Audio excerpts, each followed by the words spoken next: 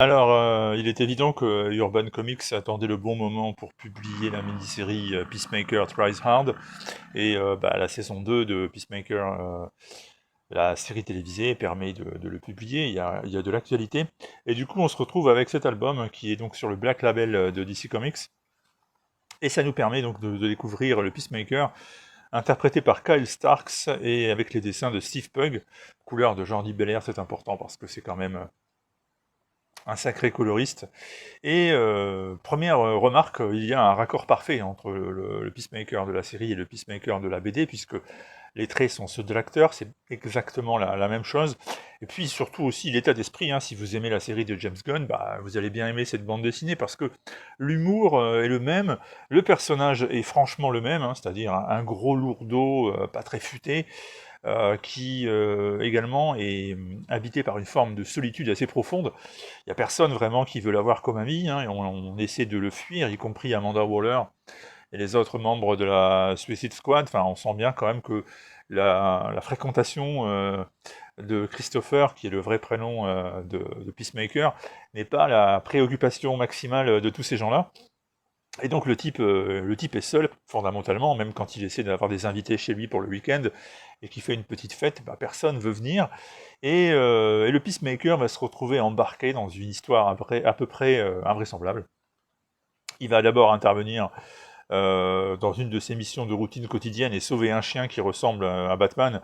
Du coup, il va le baptiser Bruce Wayne. À partir de là, une série de quiproquos plutôt drôles au téléphone avec Amanda Waller. Et puis surtout, le chien va se faire enlever. Il va être enlevé par le cerveau et Mala. Monsieur Mala, ce gorille savant qui, entre parenthèses, parle français dans la BD. Le cerveau a l'intention d'obtenir un véritable corps pour abriter sa matière grise, et donc en échange de la libération du chien, le Peacemaker va devoir obtenir l'ADN de Deathstroke. Voilà ce qui lui est demandé. Alors évidemment, les choses sont un peu différentes. Vous verrez à la lecture que ce n'est pas exactement comme ça. Néanmoins, bah, voilà comment l'histoire est présentée au départ. Et je vous le dis tout de suite, c'est très très très drôle. Alors moi j'ai vraiment aimé. Au début, j'ai commencé à lire les premières pages en me disant, bon, ça risque quand même d'être lourd sur la distance. Je suis pas certain que je vais accrocher. Puis en fait, si, en fait, c'est franchement drôle. C'est rare qu'un comic book de ce type me plaise autant. Je suis pas un énorme fan de Deadpool par exemple, sauf les débuts de la période Dogan et Posen, parce qu'ils avaient justement réussi à insuffler un humour qui faisait mouche, avec petit à petit, au fur et à mesure qu'on avançait, des considérations plus touchantes, personnelles, et un peu plus glauques sur le personnage. Bah là, c'est ça en fait, hein, c'est très très drôle, et en même temps, quand on creuse bien, il y a quand même une tristesse de fond qui est très présente chez ce Peacemaker. C'est un personnage qui n'est pas pris au sérieux, c'est un personnage qui a beaucoup de déficiences, notamment son rapport avec le père, qui est exprimé à de maints endroits dans cette BD, et c'est bien raconté. Donc en fait, on rigole beaucoup, c'est vrai, mais en même temps, c'est beaucoup plus intelligent que ça pourrait sembler. C'est pas que de la blague potage du début à la fin, et j'ai trouvé ça très bon. Et Steve Pugh peut en rebuter certains, mais pourtant je vous assure qu'il est parfait en termes de se mettre au diapason de ce que veut faire Stark ce scénario.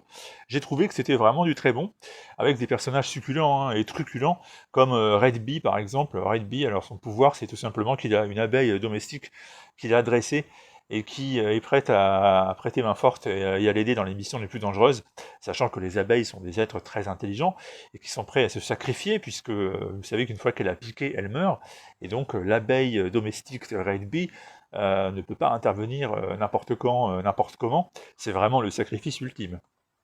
Bref, j'ai trouvé ça très très sympa. Très bonne surprise que ce Peacemaker's Try Hard.